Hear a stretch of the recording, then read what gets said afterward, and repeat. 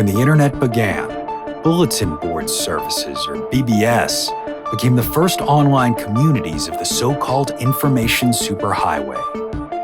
Using their phone lines, people logged in from all over America to talk about sports, games, movies, and on one BBS in particular, share their ghost stories. Over time, those communities all went dark, except for one lone server that continues to operate somewhere in an unknown part of Pennsylvania's Rust Belt. A relic of the 1990s, veiled in mystery, it is a digital archive of humanity's strangest encounters with the unknown, as told by the people who experienced them. My name is Brandon Schexnayder, and you are listening to Fear Daily. Subject, Polaroid. User, EasyRider. Posted, September 19th, 1996.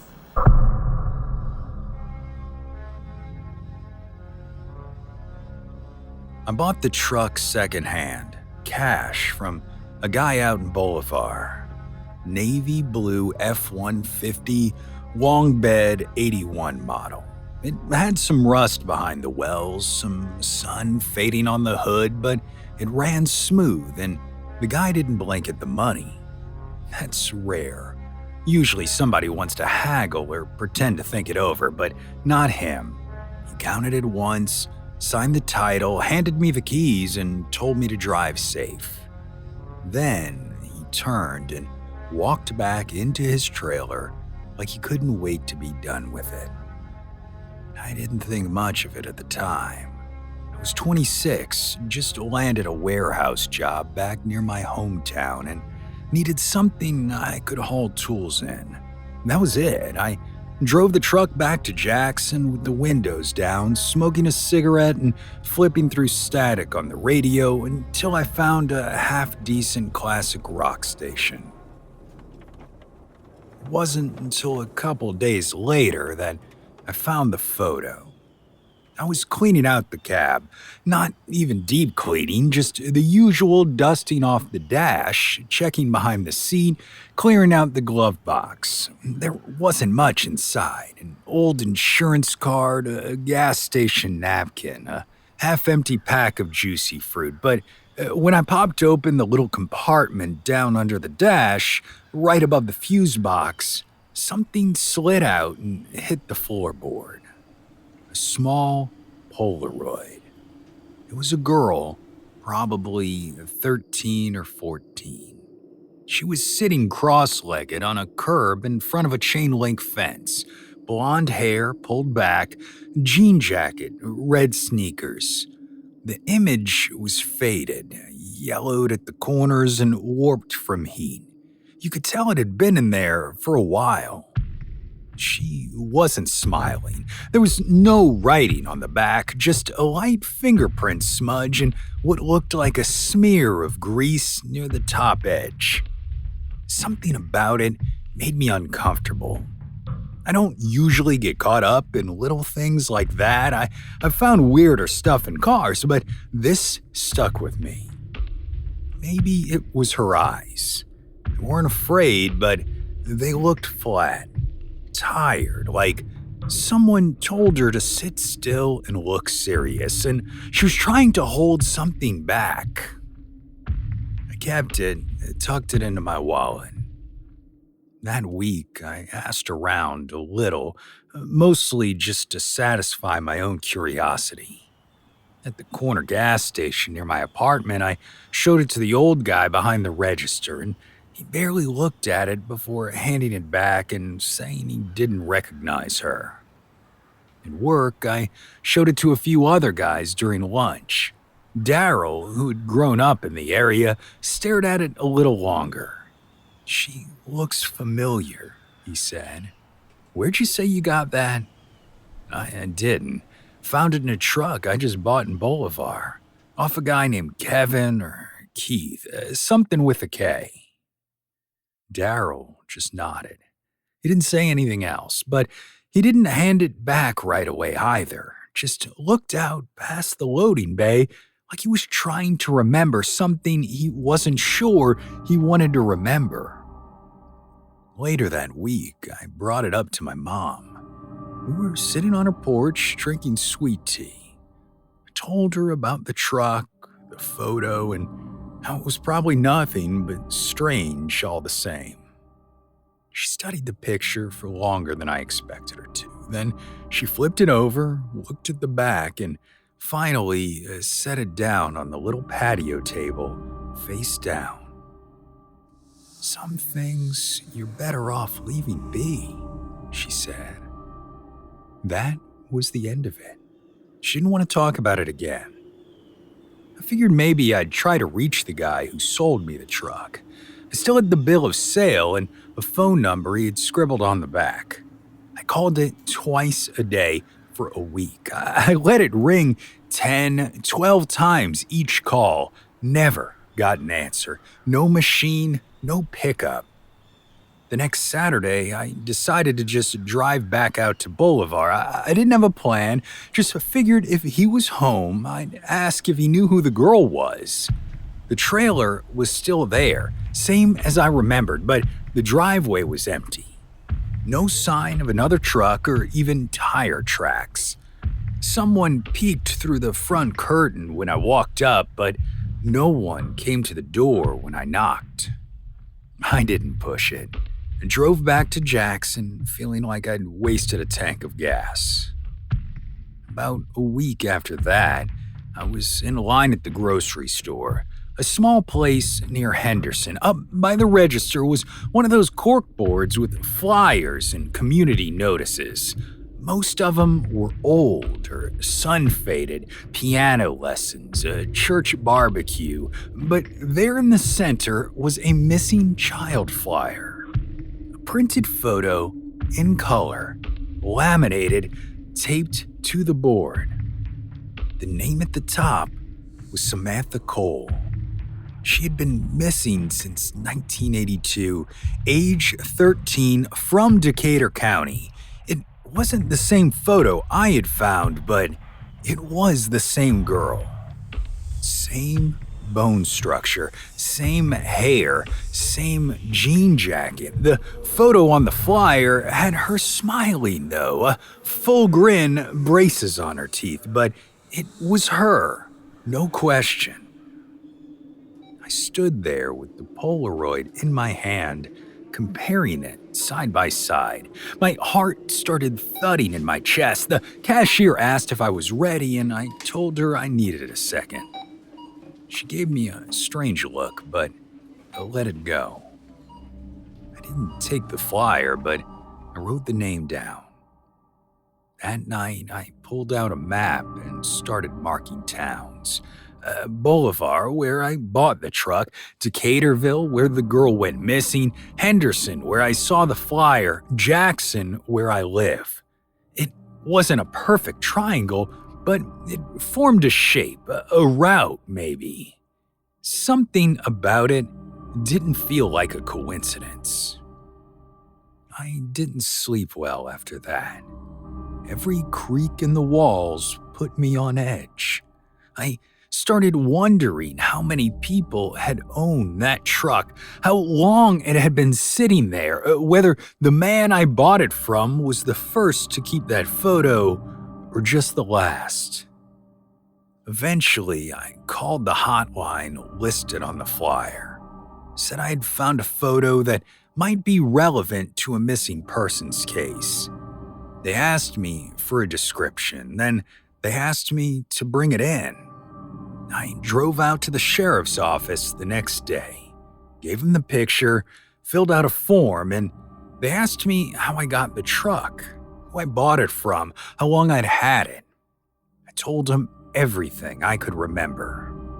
They merely said thank you and said someone might follow up with more questions if they came up. That was 3 weeks ago, and I haven't heard anything since. I called once to see what had happened. They told me the lead was still being processed and I'd be contacted if necessary. So now I'm just here, thinking, turning it over in my head again and again. That girl, Samantha, has been missing for 14 years, and someone kept a picture of her. Not a flyer, not a news clipping, a private, unmarked photo in a hidden compartment of a truck that traded hands more than once, and no one seems to want to talk about why.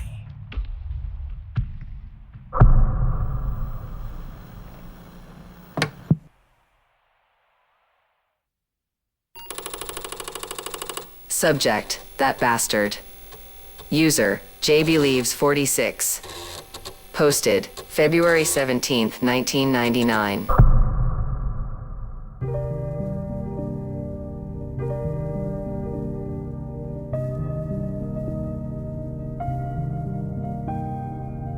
I thought I was done with that bastard when I signed them papers, but ever since last week when they dumped his mean ass in the ground, he seems to have come back to make sure my life is a living hell.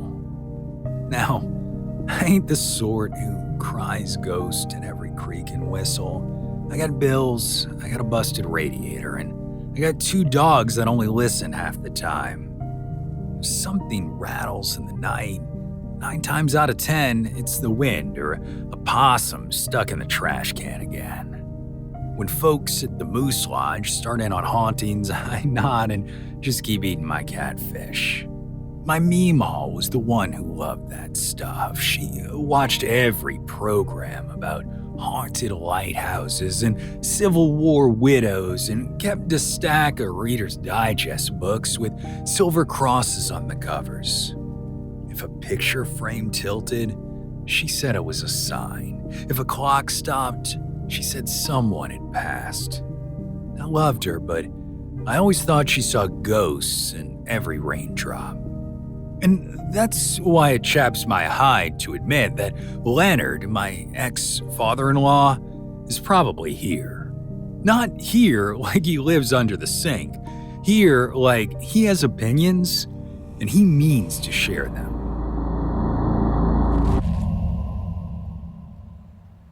He had plenty in life.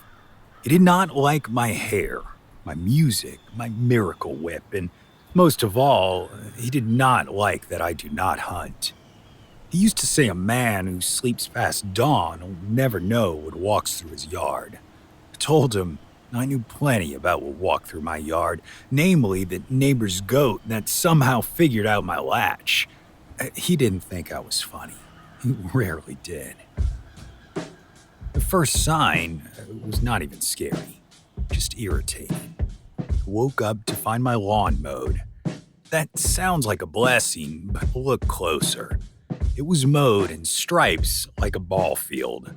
Perfect angles, like somebody measured. That was Leonard's thing. He had a rider, and he used to cut patterns into his yard that you could see from the highway. I still got my push mower. I go in loops and try not to die of heat. So I went out front, and there were, in fact, tracks across the dew like a small tractor. And they came from nowhere and went nowhere. The grass clippings even spelled out the word edge in my ditch. I do not own an edger.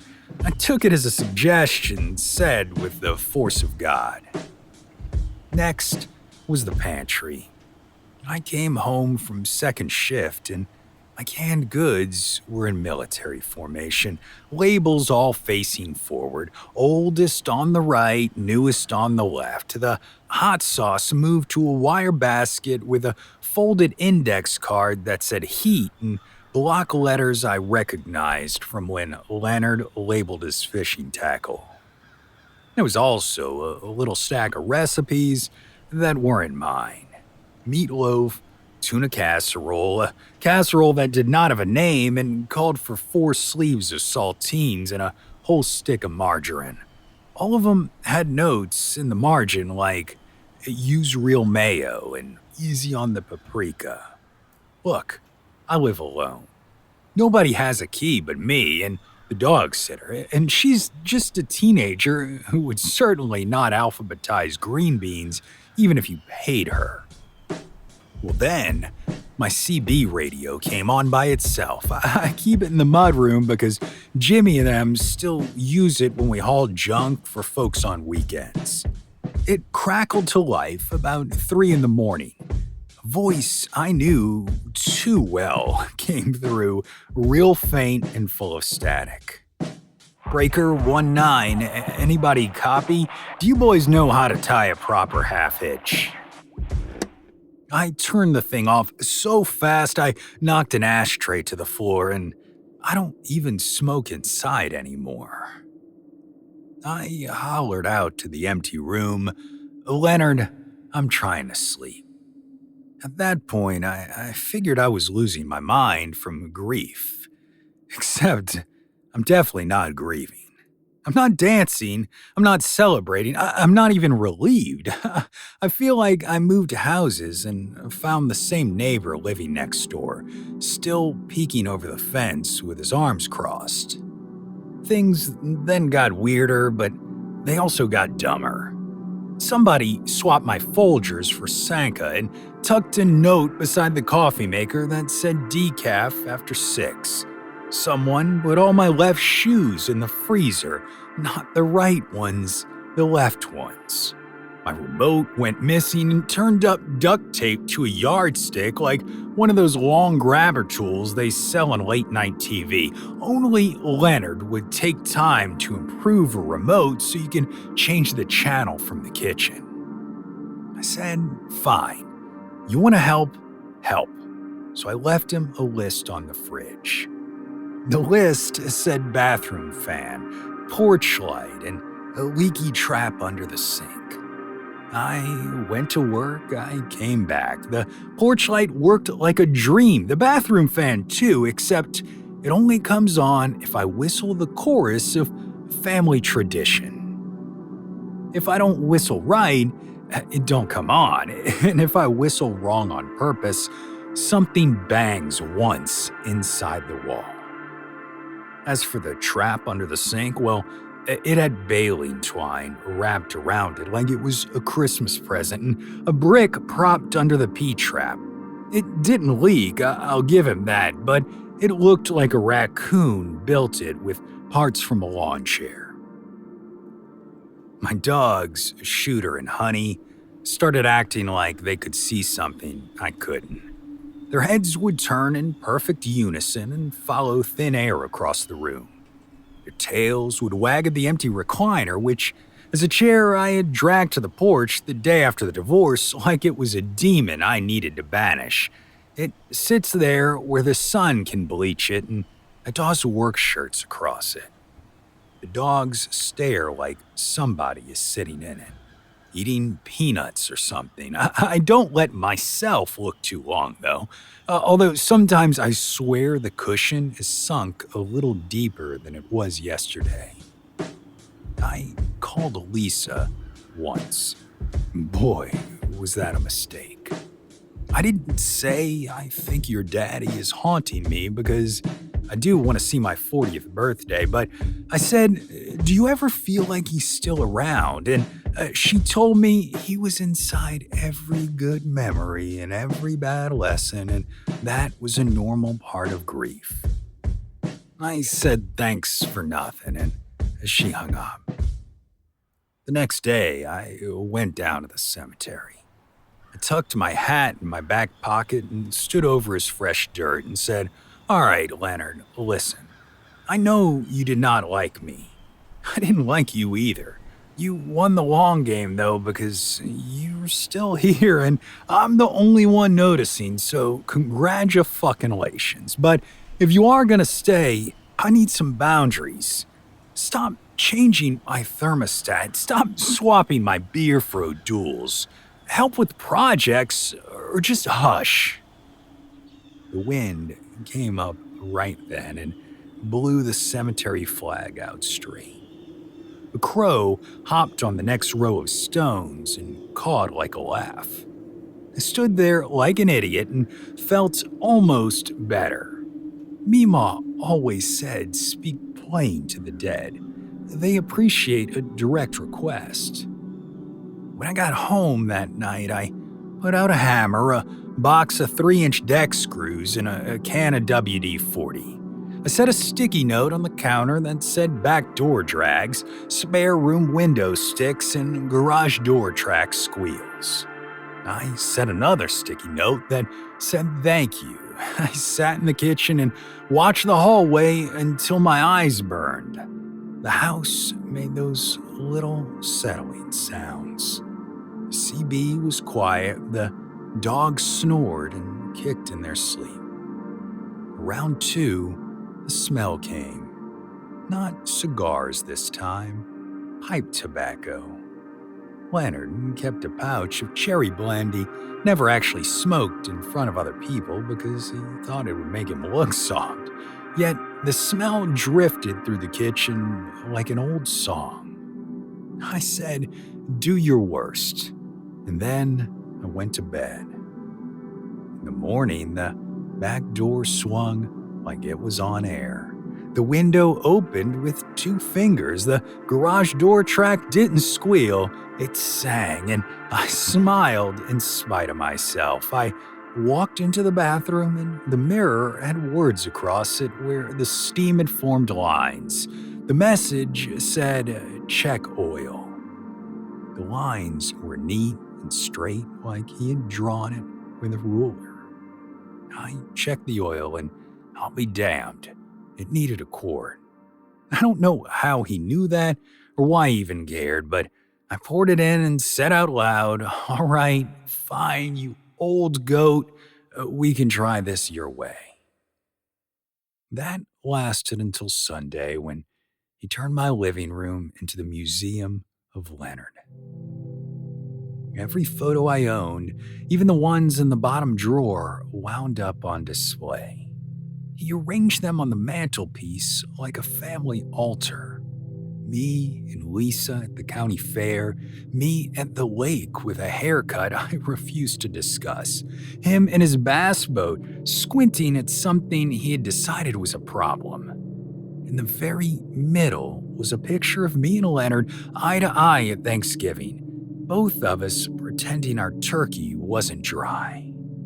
He had drawn a little arrow pointing to his own head and written the word leader.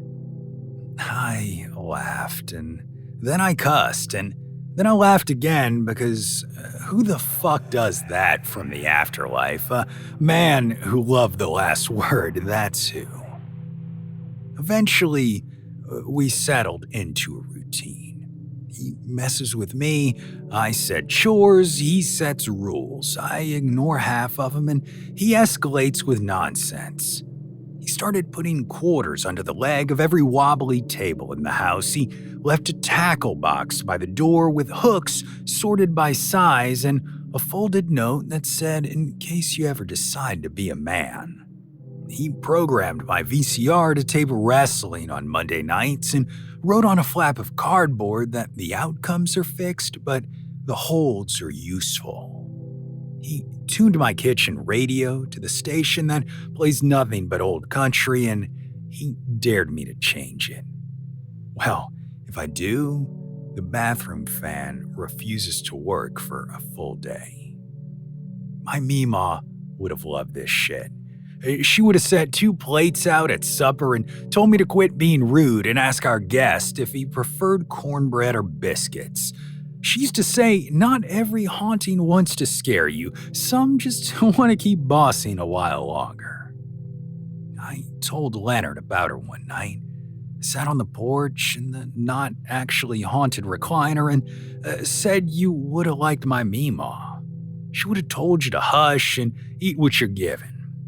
I felt the air stir in the slow way that's not a breeze. The porch light flickered twice. The dogs lifted their heads and wagged at nothing. Sometimes he crosses the line, sure. He made all my left socks disappear for a week. He turned my shampoo into dish soap. He put a deer grunt call under my truck seat so it would bleat every time I hit a bump. But then he does something that makes me quiet. Last Thursday, I turned on the TV to an old VHS I didn't even know I had. Me and Lisa on our old couch. The year we tried to make it work the first time. We were laughing at a commercial where a guy slips on a rug. Nothing special, just good. The tape stopped right on her face when she looked at me like the world was still possible. I stood there holding the remote taped to the yardstick, and I didn't move for a long minute. When I finally hit stop, the porch light blinked once like a nod. I don't think Leonard is trying to ruin me. I think he's trying to edit me. He's still the same man who can't let a crooked picture hang. He's the same man who climbs a ladder to change a bulb when the switch is off because patience is a sin. He is the same man who loved his daughter in a way that squeezed the air out of a room, and he's the same man who looked at me and saw a project. And the thing is, I am a project. I leave dishes in the sink. I forget oil changes. I've been known to wear the same shirt 2 days in a row. I do not hunt, and I don't care.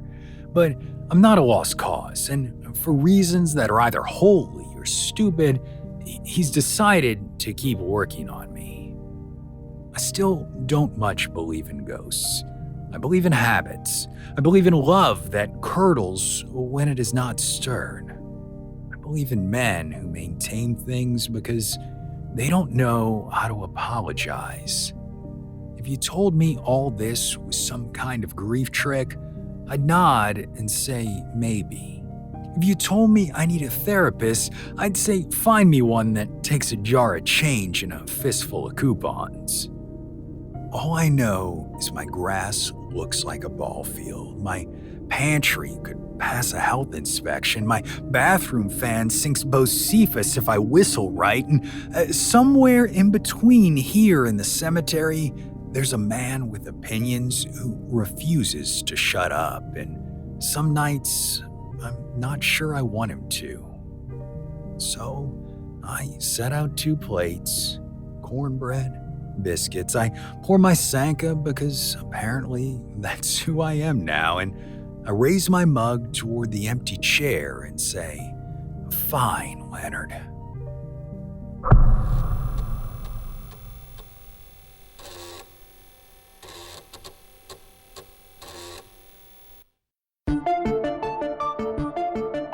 Fear Daily is an independent podcast hosted by Brandon Schexnayder and written by Brennan Storr, with Joanna Smith serving as the consulting editor, audio production by Rachel Boyd, and sound design by Southern Gothic Media.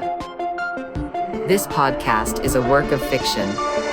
Names, characters, places, and incidents are either products of the author's imagination or are used fictitiously. Any resemblance to actual persons, living or dead, or to real events or locations, is entirely coincidental. Ad-free versions of Fear Daily are available now on your favorite podcast apps. For more information, visit feardaily.com. But move fast, before the server goes offline.